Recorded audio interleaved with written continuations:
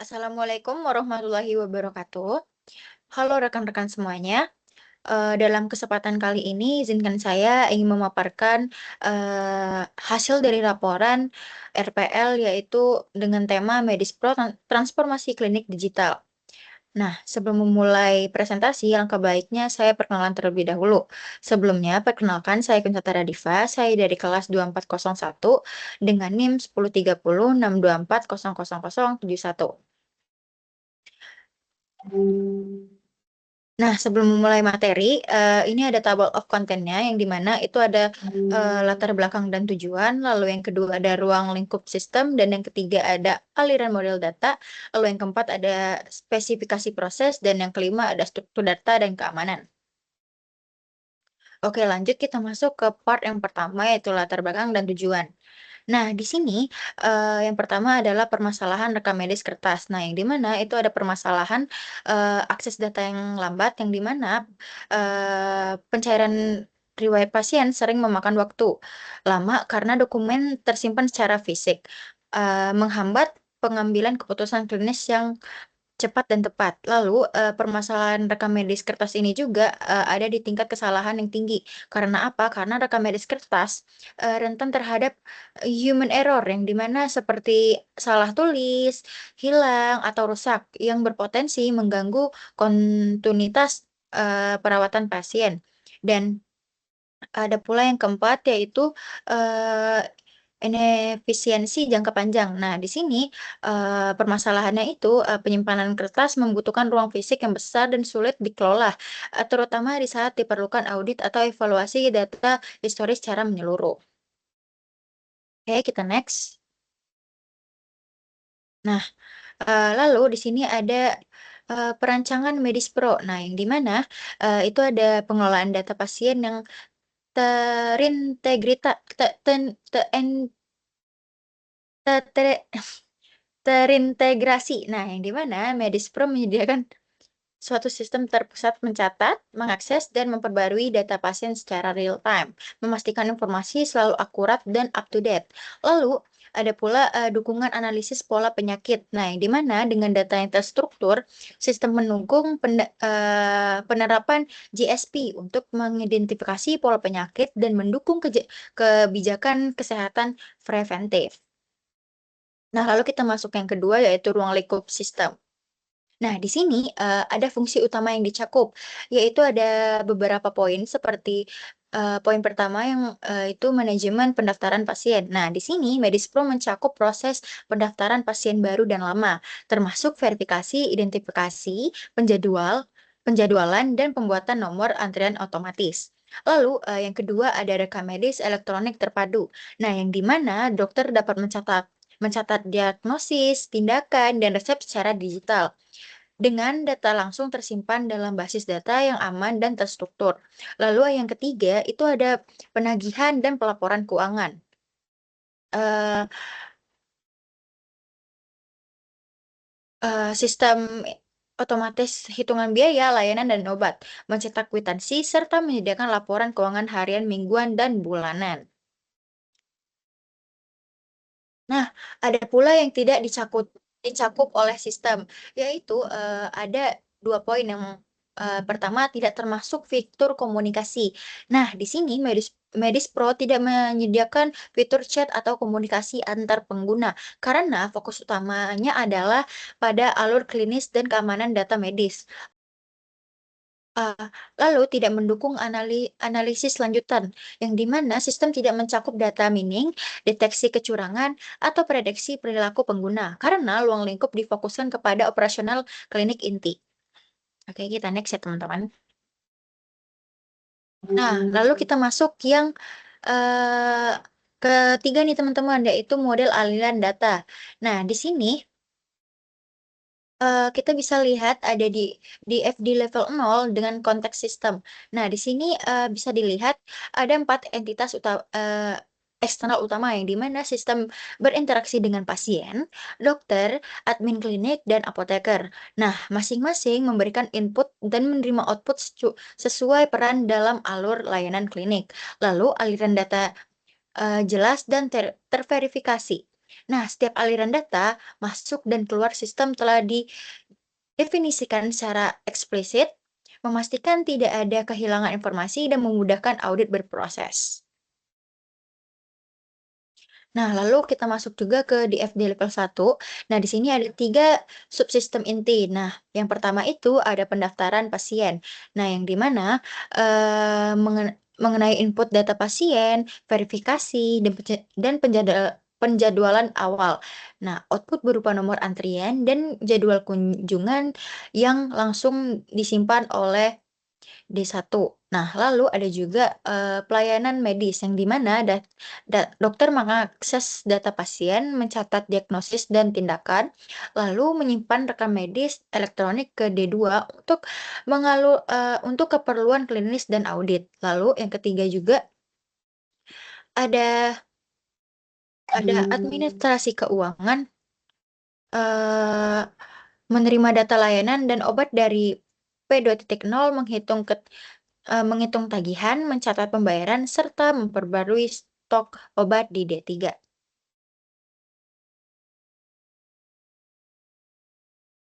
Nah, lalu kita masuk ke penjelasan aliran data kunci. Nah, yang di mana di sini ada alur registrasi ke pemeriksaan. Nah, data pendaftaran dari pasien mengalir ke P.0 menghasilkan jadwal yang digunakan oleh P2.0 pada saat dokter memulai pemeriksaan. Lalu ada juga alur transaksi ke pelaporan. Nah, yang di mana rincian biaya dari P2.0 diproses oleh P3.0 untuk menghasilkan kwitansi dan laporan keuangan yang diakses oleh manajemen klinik. Lalu, itu ada alur rekam medis ke apoteker yang dimana setelah pemeriksaan, resep obat dikirim ke 2.0 ke apoteker secara digital memastikan kecocokan obat dan pengguna stok otomatis. Oke, kita next ya teman-teman. Nah, kita masuk juga yang keempat yaitu spesifikasi proses. Nah, yang di mana di sini ada pendaftaran dan verifikasi pasien. Nah, yang pertama itu verifikasi status pasien. Nah, bisa dilihat juga sistemnya ini, memeriksa apakah pasien baru atau lama melalui ID yang dimasukkan. Jika tidak ditemukan, data demografi wajib diisi lengkap sebelum proses dilanjutkan. Nah, lalu ada juga, penjadwal dan antrian otomatis. Jadi, setelah verifikasi, sistem mencari jadwal dokter yang tersedia dan menghasilkan nomor antrian secara otomatis dan mempercepat proses administrasi. Gitu, teman-teman. Lalu kita masuk juga ke pencatatan rekam medis elektronik. Nah, yang di sini kita punya 3 poin ya, teman-teman. Nah, bisa dilihat yang poin pertama itu ada input data pemeriksaan. Nah, di sini dokter memasukkan keluhan utama, hasil pemeriksaan fisik, dan diagnosis sesuai standar ICD-10. Memastikan konsistensi eh, terminologi medis gitu, teman-teman. Lalu yang kedua Eee, ada validasi resep obat. Nah, yang di mana sistem memverifikasi obat terhadap master data obat di D4. Nah, lalu memastikan tidak ada interaksi berbahaya atau kesalahan dosis. Lalu yang ketiga ada penyimpanan ke D2, yang di mana seluruh pemeriksaan, ke D2 dengan timestamp dan ID dokter. Lalu memastikan audit trial lengkap dan non-repudiation gitu, teman-teman. Oke, sekarang kita masuk ke penagihan dan pelaporan keuangan. Nah, di sini di mana ada perhitungan otomatis biaya.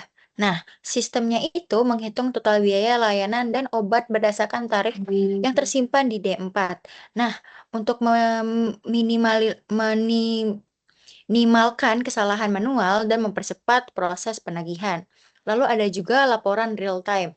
Nah, yang di mana setiap transaksi tercatat di D3 untuk dapat langsung dijadikan laporan keuangan harian, mingguan, atau bulanan untuk kebutuhan manajemen klinik. Oke, kita next ya teman-teman. Nah, lalu kita masuk ke yang kelima, yaitu struktur data dan keamanan. Nah, di sini bisa dilihat itu ada IRD-nya dan PRD-nya, dan konstruksi data. Nah, di sini ada entitas pasien. Nah, yang di mana entitas pasien ini menyimpan data demografi lengkap seperti ID, nama, NIK, alamat, dan kontak. Nah, dan ini merupakan entitas utama yang dikaitkan dengan semua proses. Lalu kita bisa lihat juga ada entitas jadwal kunjungan. Nah, di sini mencatat setiap janji medis pasien dengan status terjadwal, selesai, atau dibatalkan, dan atau memastikan manajemen antrean yang efisien. Lalu kita lihat juga ada entitas rekam medis. Nah, yang di mana entitas ini menyimpan diagnosis, tindakan, resep, dan catatan klinis per kunjungannya. Nah, lalu setiap record terkait dengan ID dokter untuk akuntabilitasnya juga. Oke, next ya teman-teman. Nah, di sini ada kamus data dan standarisasi. Nah, di sini kita bisa lihat juga ada definisi elemen data dan penerapan standar medis. Nah, untuk definisi elemen data ini adalah setiap elemen seperti pasien ID, diagnosis, dan transaction ID memiliki tipe data panjang dan deskripsi yang jelas. Nah, memastikan konsistensi input di seluruh sistemnya, gitu teman-teman. Dan untuk penerapan standar medisnya ini, diagnosis menggunakan kode ICD-10 dan obat dikaitkan dengan master data farmasi. Dan semua tanggal mematuhi format ISO dan mendukung interoperabilitas data. Gitu, teman-teman. Nah, mungkin itu saja teman-teman presentasi mengenai laporan RPL saya tadi dengan judul Medis Pro. Mungkin ada teman-teman yang ingin bertanya, silakan. Saya izin Oke, bertanya rekan saudari Quinsa. oke, boleh. Boleh ke slide YARD-nya tadi? Apa YARD-nya enggak? Maksudnya Iya, ya YARD-nya. iya, boleh, boleh. Ini ya teman-teman. Nah, Hmm, nah di situ kan ada pasien sama kunjungan rekam rekam medis ya. ya benar banget. Nah, coba saya masih bingung ini hubungan pasien sama kunjungan rekam medisnya itu gimana ya buat gimana ya apa relationship-nya. Terus coba sih Oh, jelasin nama kardinalitasnya itu gimana? oke, baik. Terima kasih ya eh, untuk saudara Ananta atas pertanyaannya. Nah, jadi sekarang kita bakal jawab nih pertanyaan dari Nanta tadi ya teman-teman. Nah, jadi ke logika di balik database-nya ini, mari kita lihat hubungan antara pasien dan kunjungan atau rekam medisnya teman-teman. Nah, hubungannya sangat jelas, yaitu satu pasien melakukan banyak kunjungan atau rekam medis. Nah, ini dikenal sebagai kardinalitas satu ke banyak, yaitu bisa disebut one to many. Nah, di sini dinotasikan sebagai satu eh, sama dengan N gitu ya, teman-teman. Nah, eh, pasien ini adalah entitas tunggal karakter gitu, teman-teman. Seorang pasien hanya terdaftar satu kali di sistem. Nah, sedangkan kunjungan atau rekam medis ini adalah entitas ganda gitu, teman-teman. Yang tadi N gitu. Nah, dalam hidupnya, salah satu pasien akan memiliki riwayat kunjungan yang tidak terbatas atau bisa sat ya atau bisa 1, 5, bahkan 100 kali gitu, teman-teman. Nah, struktur satu sama dengan N ini sangat penting karena menjamin eh, setiap catatan medis selalu terkait pada satu dan hanya satu identitas pasien yang benar gitu, teman-teman. Ini adalah kunci integritas datanya gitu. Nah, kayak misal nih analoginya itu kayak satu orang memiliki banyak SIM card, tapi satu SIM card hanya bisa dimiliki satu orang gitu, teman-teman. Apa udah jelas untuk saudara Ananta? Sudah jelas saudari Queen Satara Diva, terima kasih atas jawabannya. Iya, makasih kembali.